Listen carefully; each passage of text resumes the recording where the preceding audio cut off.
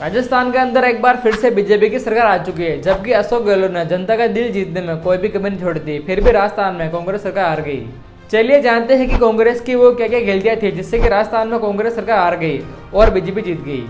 सबसे पहले हम कांग्रेस की योजनाओं के बारे में बात करेंगे और फिर बात करेंगे कांग्रेस की वो क्या क्या गलतियां थी जिससे कि राजस्थान में कांग्रेस सरकार हार गई। सबसे पहला हम बात करते हैं चिरंजीवी योजना की, जिसके अंतर्गत राजस्थान के लोगों का 25 लाख रुपए तक फ्री में इलाज किया गया था। चिरंजीवी स्वास्थ्य बीमा योजना की शुरुआत 1 मई 2021 को की गई थी। इस योजना के लिए अशोक गहलोत ने 3500 करोड़ रुपए का बजट पास किया था। इस योजना की सबसे अच्छी बात यह थी कि आप चाहे प्राइवेट हॉस्पिटल हो चाहे सरकारी में 25 लाख रुपए तक फ्री में इलाज करवा सकते थे। और इसी के साथ ही राजस्थान की ये पहली सरकार बन गई थी जिसने कि लोगों की हेल्थ के लिए ऐसा काम किया था। चिरंजीवी योजना से राजस्थान के अब तक 45 लाख मरीजों का फ्री में इलाज किया जा चुका है। राजस्थान के चूरू जिले में रहने वाले जितेंद्र को इस योजना के अंतर्गत फ्री में किडनी ट्रांसप्लांट की गई थी, जिससे कि इस व्यक्ति को एक नई जिंदगी मिली थी। दूसरी अशोक गहलोत की बढ़िया योजना ये थी कि उन्होंने 100 यूनिट तक बिजली फ्री कर रखी थी। इस योजना से भी गरीब लोगों को बहुत ज्यादा फायदा मिल रहा था।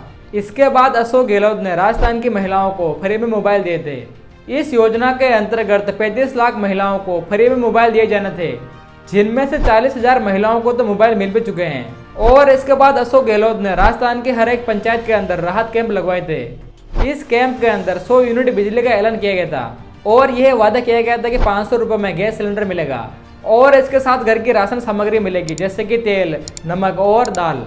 और इसके अलावा अशोक गहलोत जी ने छोटी मोटी योजना चला कर रखी थी जिससे कि राजस्थान के लोगों को बहुत ज्यादा फायदा मिल रहा था। इतनी सारी योजनाओं के बावजूद भी राजस्थान में कांग्रेस सरकार हार गई।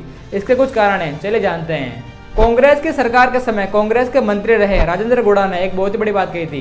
दरअसल हुआ था कि मणिपुर की महिलाओं का हिंसक वीडियो वायरल होने के बाद यह चर्चा चल रही थी कि भारत के अंदर महिलाओं पर कितना अत्याचार हो रहा है और रेप हो रहे हैं। इसी बीच राजेंद्र गुड़ा ने कहा कि राजस्थान की महिलाओं पर बहुत ज्यादा अत्याचार हो रहा है, इसलिए हमें मणिपुर के बजाय अपने गिरेबान पर देखना चाहिए। जाना चाहिए। सच्चाई है कि हम महिलाओं की सुरक्षा में असफल हो गए और ये राजस्थान में जिस तरीके से अत्याचार बढ़े हैं महिलाओं के ऊपर, मणिपुर के बजाय हमें अपने गिरेबान में झांकना चाहिए। उनकी ये बात सुनकर उनको मंत्री पद से हटा दिया गया।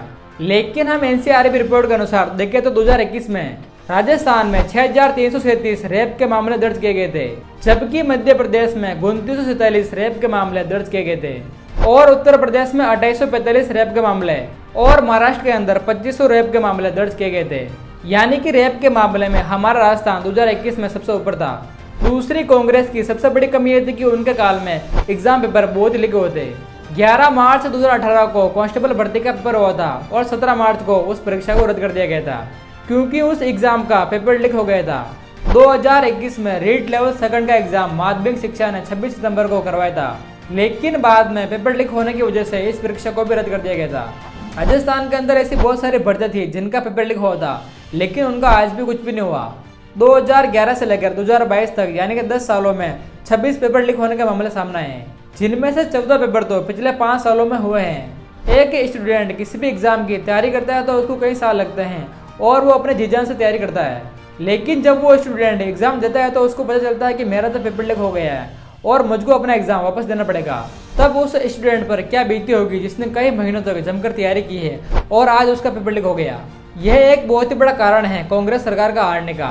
अब बात करते हैं बीजेपी की सरकार की। बीजेपी की सरकार क्या क्या बदलाव करने वाली है, चले जानते हैं। राजस्थान के नए सीएम भजनलाल शर्मा ने पेपर लीक के मामले पर एक बहुत बड़ा कदम उठाया है। उन्होंने पेपर लीक के मामले में एक विशेष जांच समिति का गठन किया है जिसका नाम है SIT। और भजनलाल शर्मा जी ने कहा है कि अगर भविष्य में पेपर लीक होते तो उस अपराधी को कड़ी से कड़ी सजा होगी। और बीजेपी सरकार ने राजस्थान के लोगों के लिए आयुष्मान योजना चलाई है जिसमें 5 लाख रुपए तक फ्री में इलाज किया जाएगा।